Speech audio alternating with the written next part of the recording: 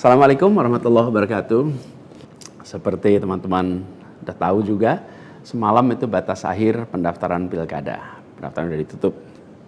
Dan di Jakarta ada satu yang dicalonkan oleh 15 partai, lalu ada satu yang dicalonkan oleh satu partai, dan ada lagi satu yang disebut independen. Dan saya tidak termasuk di dalamnya. Jadi dengan begitu maka udah final ya, bahwa saya tidak ikut di dalam kontestasi Pilgub di Jakarta tahun 2024 ini. Dan kemarin juga sebetulnya kita menerima undangan, tawaran untuk ikut dalam kontestasi Pilgub Jawa Barat.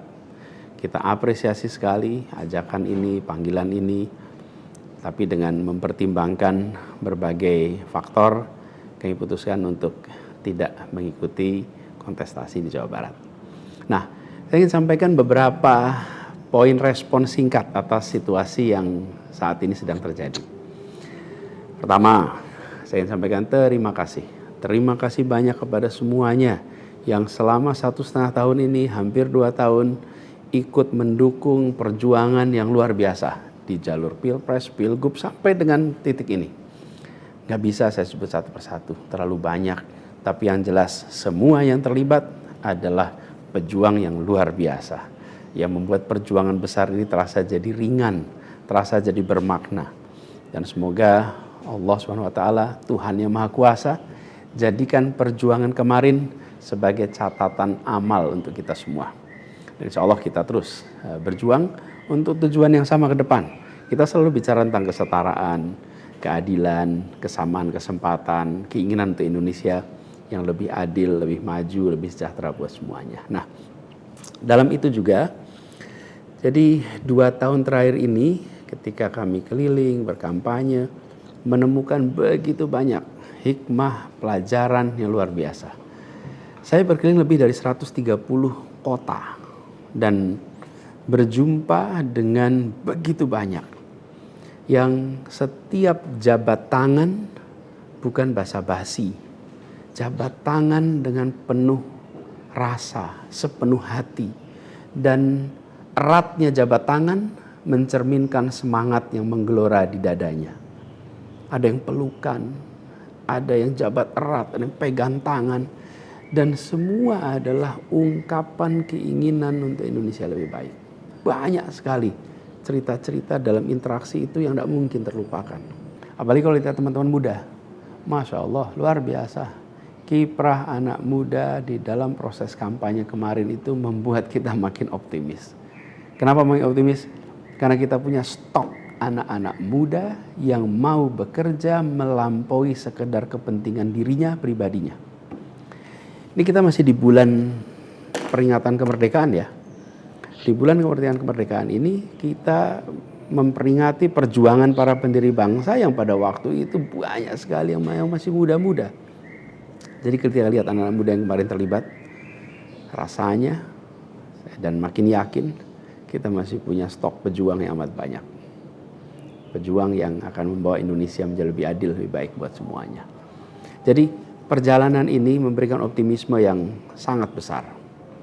Dan rasa optimisme ini makin tumbuh melihat berbagai elemen masyarakat sejak minggu lalu yang turun langsung mengawal keputusan MK dan mendorong tegaknya amanat reformasi yang memang kenyataannya ini, sayangnya ini, banyak dihadapi dengan cara yang represif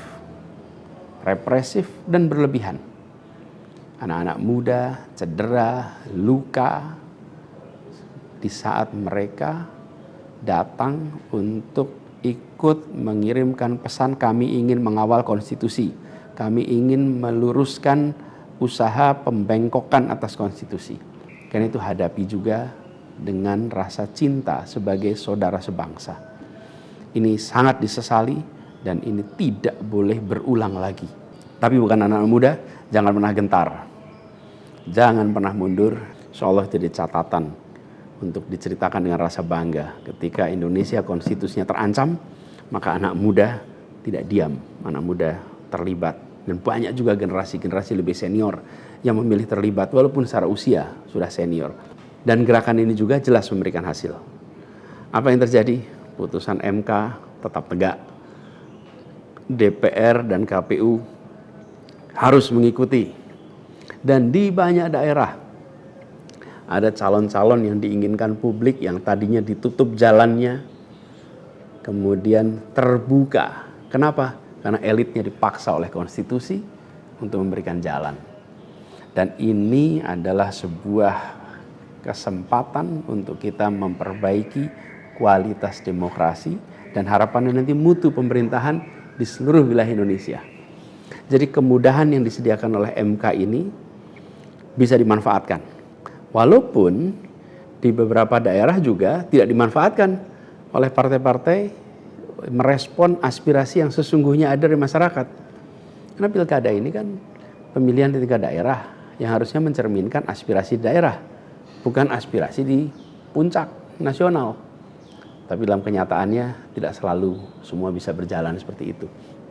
Nah, gerakan masif mengawal putusan MK di berbagai kota ini juga menunjukkan bahwa tidak benar bila rakyat Indonesia disebut sudah apatis, sudah tidak peduli pada kondisi demokrasi. Nope, sama sekali tidak.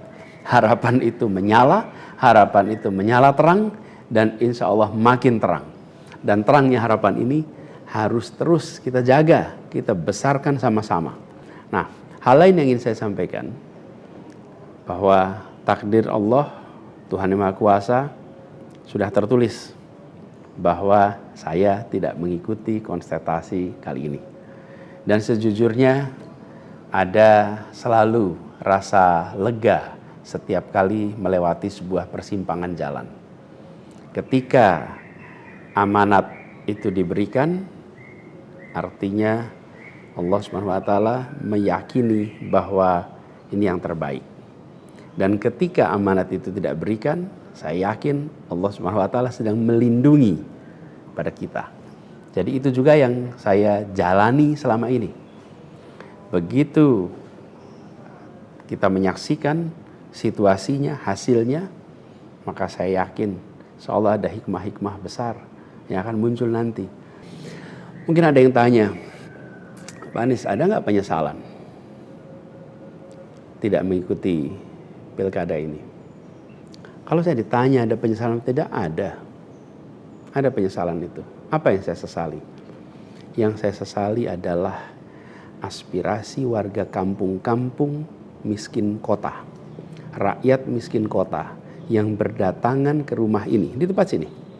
Setelah selesai Pilpres kemarin, bergantian, berombongan datang bergantian, menyampaikan keinginan, aspirasi, Pak tolong kembalikan kondisi yang kemarin kita rasakan. 1,5 tahun ini hilang. Dari mulai usaha untuk perbaikan kampung-kampung kumuh, perbaikan kondisi ekonomi mereka, yang selama itu kami selalu jadikan sebagai fokus perhatian. Dan selama berapa bulan ini saya datang mengelilingi mereka semua, mendatangi mereka semua. Ini yang saya, kalau dibilang perasaan ya, ada perasaan, waduh ini aspirasi ini gak bisa kita tuntaskan. Lihat warga kampung Bayam yang terlantar, berat rasanya. Lihat kampung-kampung yang setiap kali kita datang, Pak tolong ini dituntaskan, berat rasanya kalau mereka tidak bisa mendapatkan penuntasan atas usaha meningkatkan kesejahteraannya. Itu yang kalau ditanya sebagai rasa sesal, bagaimana rakyat miskin di Jakarta yang menjadi fokus perhatian kita tidak bisa saya penuhi harapannya. Para saudara-saudara semua, warga kampung di Jakarta, rakyat miskin kota, saya minta maaf karena tidak bisa membantu melalui jalan pemegang kewenangan, pembuat kebijakan. Tapi bukan berarti perjuangan kita berhenti dan bukan berarti kita ikhtiar kita selesai di sini, enggak. Dengan cara lain nanti kita sama-sama berjuang untuk bisa memperbaiki kondisi rakyat miskin kota yang saat ini sedang menghadapi tantangan yang besar sekali. Saya minum kopi dulu ya. Jadi catatan lain yang saya rasakan ya ketika mengikuti proses ini semua, bahwa terbuka kenyataan bahwa sistem politik kita, demokrasi kita masih amat ringkih. Dan kita punya PR untuk mengajak seluruh rakyat memiliki kesadaran yang lebih baik tentang proses politik, tentang proses demokrasi agar demokrasi kita itu bisa berjalan dengan benar, berjalan dengan baik, dan hasilnya adalah untuk dirasakan seluruh rakyat. Ini PR tersendiri dan bukan sesuatu yang sederhana, tapi kita harus kerja keras. Dan saya rasa kita jangan berhenti di sini. Karena itu, salah satu tujuan besar yang akan diperjuangkan ke depan adalah meningkatkan kesadaran politik dan demokrasi Indonesia. Membantu mendorong supaya inisiatif-inisiatif, gerakan-gerakan sosial masyarakatan itu bisa tumbuh berkembang khususnya di kalangan anak-anak muda.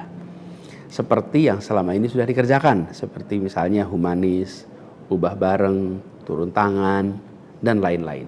Nah, ada hal lain yang saya ingin share di sini. Kalau dalam interaksi, termasuk juga di sosial media, banyak sekali yang memberikan usul, saran, lebih baik Anies berkarir di luar negeri aja.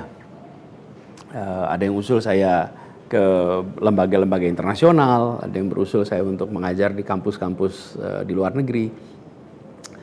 Saya jawab tidak, insya Allah tidak. Saya mencintai Indonesia secara tanpa syarat. Di sini saya dilahirkan, di sini saya dibesarkan, dan di sini saya akan berjuang. Kecintaan pada Indonesia membuat saya tidak akan bisa meninggalkan tanah ini. Saya akan tetap berada di Indonesia. Saya akan tetap berkarya di Indonesia. Saya akan tetap berjuang di Indonesia bersama dengan saudara-saudara sebangsa untuk membuat Indonesia lebih adil, lebih sejahtera bagi semuanya. Saya tidak akan meninggalkan Indonesia dan bekerja di tempat lain hanya karena situasi yang saya hadapi.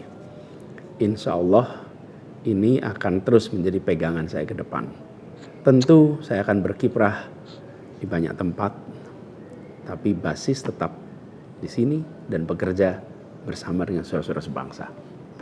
Kemudian ada yang usul supaya saya masuk partai atau bikin partai politik. Nah gini, kalau masuk partai, pertanyaannya, partai mana yang sekarang tidak tersandra oleh kekuasaan? Nah, jangankan dimasuki, mencalonkan saja terancam. Agak berisiko juga bagi yang mengusulkan. Jadi ini adalah sebuah kenyataan nih. Jadi kita lihat aja ke depannya.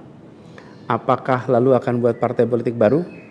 Gini, bila untuk mengumpulkan semua semangat perubahan yang sekarang makin hari makin terasa besar, dan itu menjadi sebuah kekuatan, diperlukan menjadi gerakan, maka membangun ormas atau membangun partai baru, mungkin itu jalan yang akan kami tempuh. Kita lihat sama-sama ke depan. Semoga tidak terlalu lama lagi kita bisa mewujudkan langkah-langkah konkret untuk bisa mewadahi gerakan yang sekarang ini makin hari makin membesar.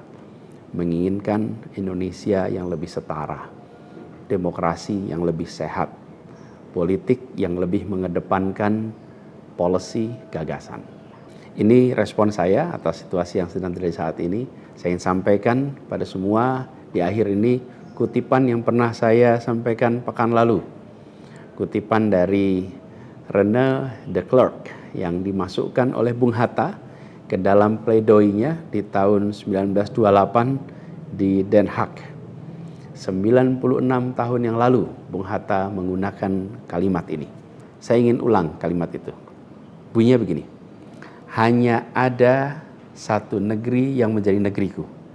Ia tumbuh dengan perbuatan, dan perbuatan itu adalah perbuatanku. Insya Allah segala perbuatan yang saya lakukan ke depan masih terus tetap dan akan selalu ditujukan untuk negeri yang saya cintai ini, Indonesia. Dan saya harap makin banyak di antara kita semua yang mau bergerak bersama kita, bersama kami untuk Indonesia, untuk keadilan, untuk kesetaraan, untuk kebersamaan, untuk persatuan yang ada di negeri kita. Terima kasih semuanya. Salam hangat dan hormat. Assalamualaikum warahmatullahi wabarakatuh. Dari sini kita bisa menilai Pak Anies Baswedan adalah sosok tokoh nasional yang memang sebenarnya banyak diharapkan oleh masyarakat Indonesia untuk menjadi pemimpin nasional, namun takdir berkata lain dalam tanda kutip karena banyak dijegal di mana-mana bahkan sampai detik-detik terakhir batas pendaftaran eh, pilkada sebagai gubernur Jakarta dan juga Jawa Barat beliau masih dijegal. Begitu menakutkan Pak Anies di mata oligarki, sebegitu mengancam sosok Anies Baswedan untuk melanggengkan agenda-agenda terselubung mungkin bagi mereka yang ingin meraup eh, keuntungan-keuntungan di tanah air, sehingga khawatir kalau Pak Anies Baswedan menjabat sebagai presiden, sebagai pemimpin gubernur di Jakarta, agenda-agenda itu tidak bisa berjalan sesuai dengan harapan mereka. Sekian.